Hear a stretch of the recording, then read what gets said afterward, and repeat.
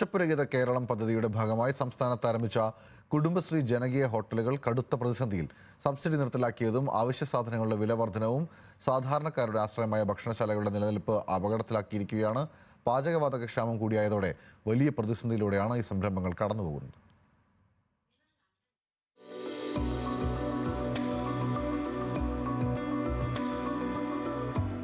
2020 വലിയ പ്രതീക്ഷയോടെ തുടങ്ങിയ ജനകീയ ഹോട്ടലുകളുടെ താളം തെറ്റിച്ചിരിക്കുകയാണ് നിലവിലെ ഇന്ധന പ്രതിസന്ധി.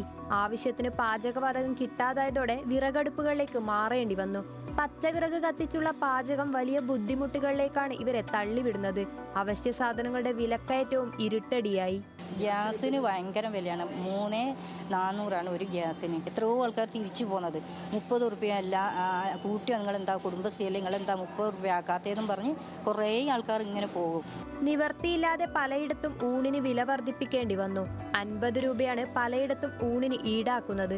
സാധാരണക്കാർക്ക് വലിയ ആശ്രയമായിരുന്ന ജനകീയ ഹോട്ടലുകൾ നേരിടുന്ന പ്രതിസന്ധി മറികടക്കാൻ സർക്കാരിന്റെ ഭാഗത്തു നിന്ന് അടിയന്തര ഇടപെടൽ ഉണ്ടാകണമെന്നാണ് പൊതുജനത്തിന്റെ ആവശ്യം. സബ്സിഡി ഒന്നുമില്ല ഇപ്പം ഞങ്ങൾ കയ്യിൽ നിന്ന് എടുത്തിട്ടാണ് ഞങ്ങൾ ചിലവാക്കുന്നത്. ഇപ്പോൾ രക്ഷയില്ല, ഞങ്ങൾക്ക് വില കൂട്ടാതെ എന്തെങ്കിലും ഒരു ഗ്യാസിന് ഞങ്ങൾക്ക് എന്തെങ്കിലും നിങ്ങൾ എങ്ങനെയെങ്കിലും ആക്കി തരണം. സർക്കാരിൻ്റെ ഭാഗത്തുനിന്ന് ഇതാക്കി ചെയ്തു തരണം. സർക്കാരിൽ നിന്നുള്ള സബ്സിഡി ഇല്ലാതായതോടെ കഴിഞ്ഞ 6 വർഷത്തിനുള്ളിൽ 500-ലധികം ഹോട്ടലുകളാണ് പൂട്ടിപ്പോയത്. ന്യൂസ് മലയാളം, കോഴിക്കോട്.